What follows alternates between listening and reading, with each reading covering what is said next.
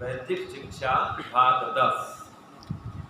ओम भूर्भुवः स्वाहा तत्सवितुर्वरेण्यं भर्गो देवस्य धीमहि धियो यो नः प्रचोदयात्। ओम उषिगसे ईश्वर आप कमनीय हो। ओम अंधारिरसी ईश्वर आप पापनाशक हो। ओम सुंदुरसे ईश्वर आप शुद्ध स्वरूप हो। ओम सम्राटसे ईश्वर आप सभी राजाओं के महाराज हो। ओम परिषद्योऽसि ईश्वर आप सभापति सभाप्रिय सभारक्षक हो। ओम नभोऽसि ईश्वर आप आकाश के समान सूक्ष्म हो।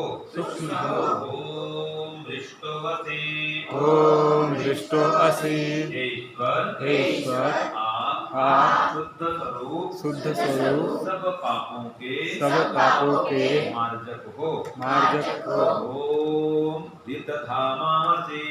ओम वितधामासि ईश्वर आपका धाम सर्वत्र और सत्य है।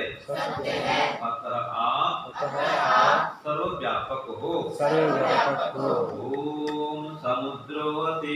ओम समुद्रोऽसि ईश्वर आप द्रवणीय स्वरूप हो। अर्थात सब जीवों के गमनागमन कराने वाले हो। ओम अजोऽसि ईश्वर आप अजन्मा हो। ओम अहिरसि ईश्वर आप हीनता से रहित हो।